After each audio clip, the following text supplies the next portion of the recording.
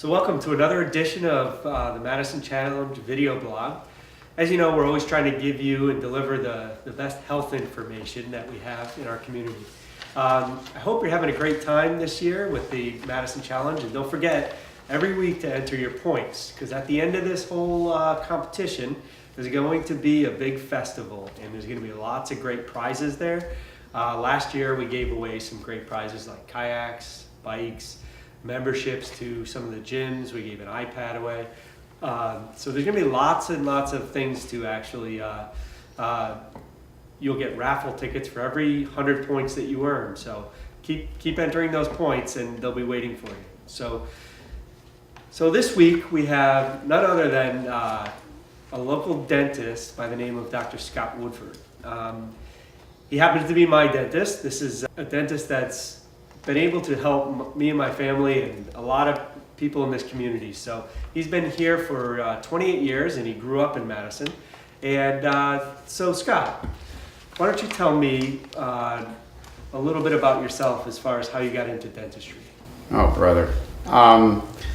When I was a little kid, my grandfather was an ENT. He had great tools and instruments. I was a model builder.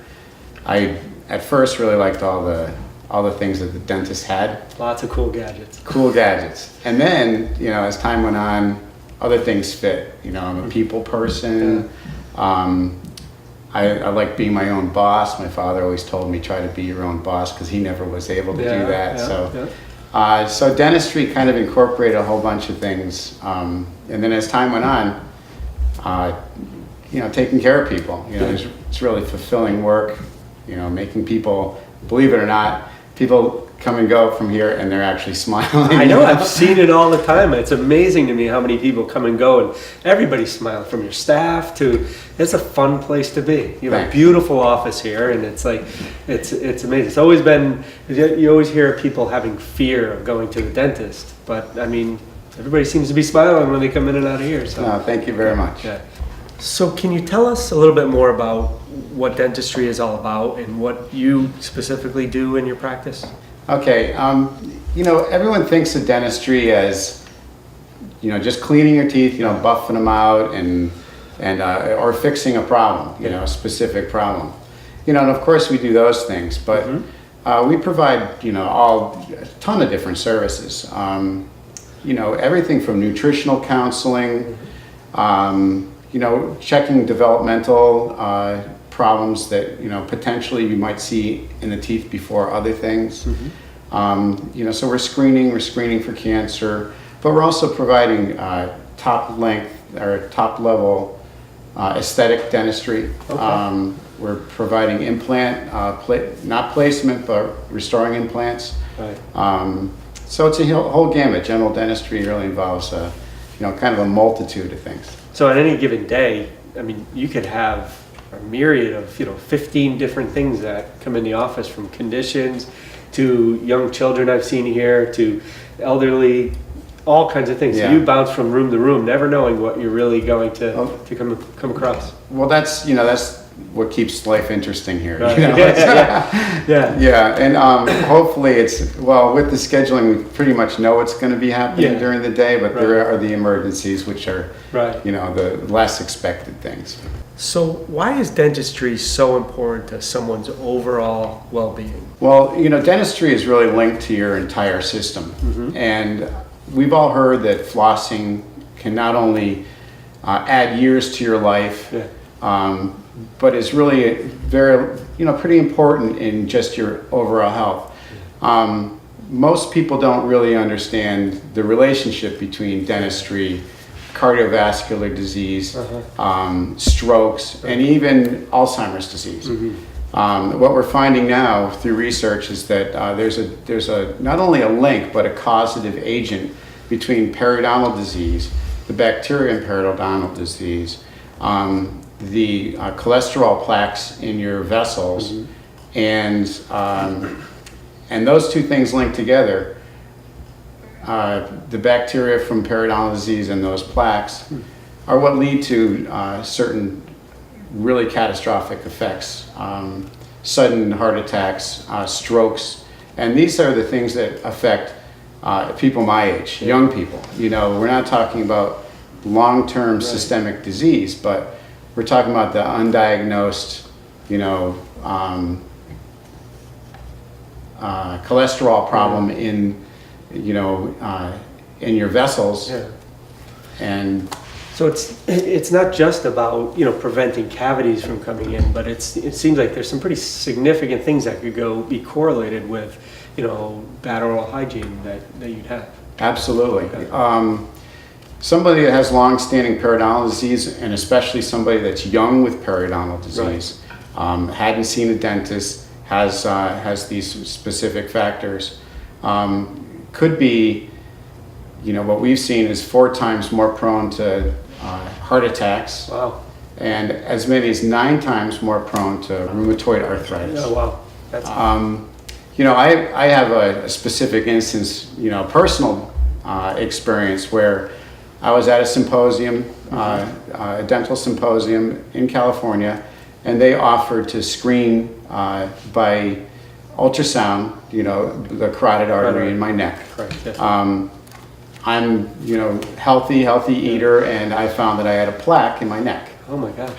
Now, so that plaque all of a sudden puts me into a category I didn't think I belonged in, Right.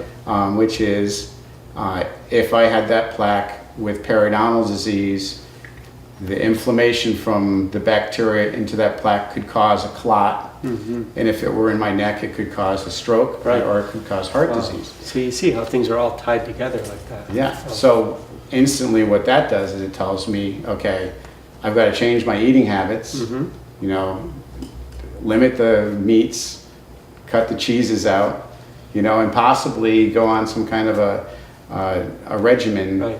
that is going to stop, you know, stop this plaque from progressing into something worse. So when somebody comes into the office and you see that they might be battling, you know, periodontal disease, there's an educational process that you go through for a whole well-being and lifestyle to try to avoid and prevent some of those major things that could happen in your health. Absolutely, because of the link between the bacteria and the inflammation that causes all these, you know, these sudden things. Right, right.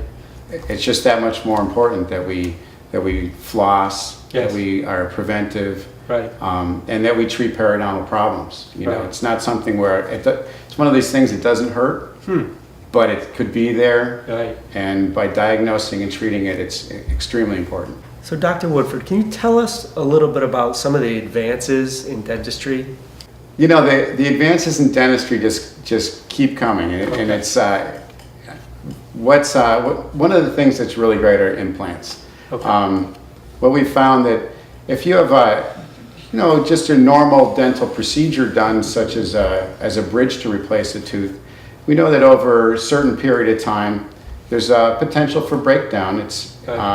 You could get a cavity underneath it. There could be things that go wrong over time, Yeah.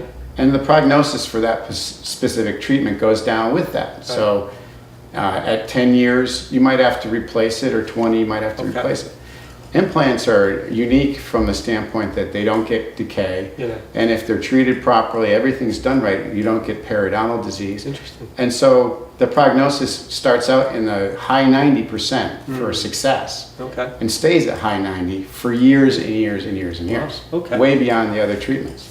So although it's expensive, it's technologically capable, you're able to replace teeth, Yes. and B, long-term they last. That's great. And Other things are digital x-rays, digital imaging. You can take an x-ray with a very small amount of radiation, and it's enhanced digitally. We can email them to specialists, to insurance companies.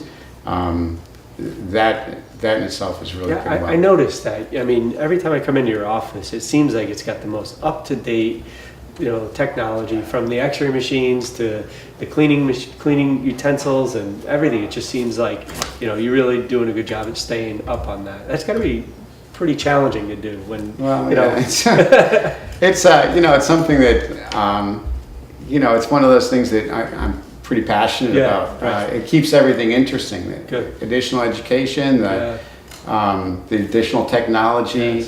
Yes. That's what keeps life fresh, you know. Well, I always wanted to ask a dentist this, or maybe a hygienist this, but why is it that you always wait until the things are in your mouth to ask a question? You know, it's kind of fun.